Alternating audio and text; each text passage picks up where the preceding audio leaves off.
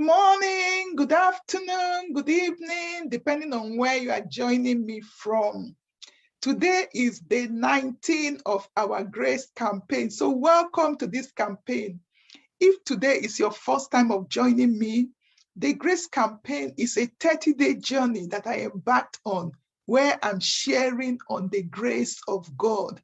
And this journey or this venture actually is inspired by my latest book, Mama Grace. Mama Grace is a book that was released in October. And this book is already making waves around the world. I'm already beginning to hear testimonials of how the book is blessing people. So if you don't have a copy of this book, you can get it right now. It's available on Amazon in both paperback and in Kindle version. And you can also get the book on Okada Books. And the good news is that we are working on the audiobook right now. So very soon the book will also be available on Audible, and then you can download it and just listen to it on the go. Isn't that wonderful? Okay, so today I'm going to be sharing with you again about grace and faith. For the last 2 days, that's what I've been talking about. And today I'm going to be telling you what happens when grace and faith mixes together. What happens when grace and faith mixes together? There are a number of things a number of benefits that we get when we begin to mix grace and faith. But one of the things I want to share with you today is that when grace and faith mix together and you combine it together in your life, you find that one of the benefits you have is that you will radiate the glory of God. You may be going through challenges, you may experience setbacks, but that will not stop you from radiating the glory of God. And as a matter of fact, one of the benefits of grace and faith, of course, mixed with it is that you don't look like what you've been through. You may be going through something and nobody can see it on you because grace and faith are at work in your life. If you look at Galatians chapter 4, verse 13, Apostle Paul speaking there, he says, as you know, it was because of an illness that I first preached the gospel to you. And even though my illness was a trial to you, you did not treat me with contempt or scorn. Instead, you welcomed me as if I were an angel of God, as if I were Jesus Christ himself. We all have, if you're a Christian, I'm sure you have great respect for Apostle Paul.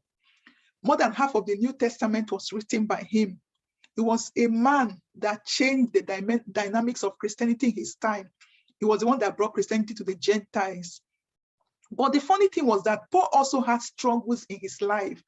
In this passage, he's talking about an illness that he had, that if you read another portion of the Bible, it talks about how he had prayed to God on several occasions to take this illness away from him. But God kept telling him, my grace is sufficient for you. And I want us to know that the grace of God is sufficient for us in every area of our life. I don't know what your own challenge may be right now, but I want to tell you that the grace of God is sufficient for you. But you need faith to draw on this grace, which is what I was talking about yesterday. So even though Paul had this challenge, he needed faith to believe that God's grace is sufficient for me as he steps out. That as I step out to preach the word of God, the people will not be looking at my own condition and not get the word for themselves. But he needed that faith. And of course, the grace was also what helped him to be able to still do what he was able to do.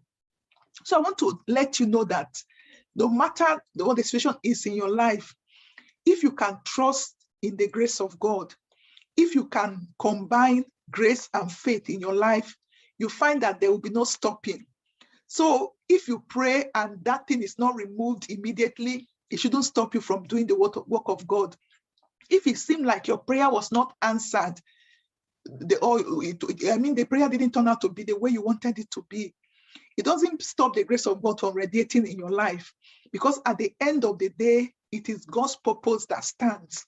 And that is why we need grace and faith, that even when we have prayed and it doesn't seem like we've gotten the answer, or the answer did not turn out the way we want it to be, we can still trust that God's grace is sufficient for us in the condition that we are, and we can still step out and do what he wants us to do because his grace is sufficient.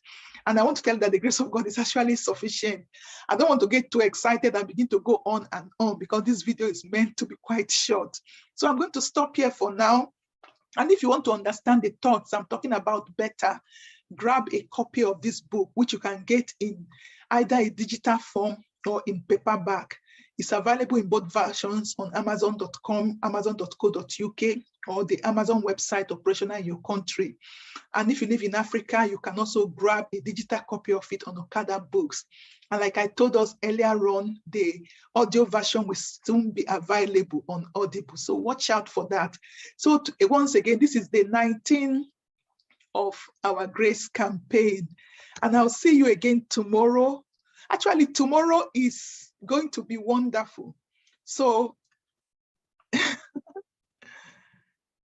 yeah, so I'll see you again tomorrow. I'm actually wondering now, okay, yeah. Okay, yeah, tomorrow is when I'm going to have an interview tomorrow, an exclusive interview tomorrow. So that will stand for the 20th then of our Grace campaign.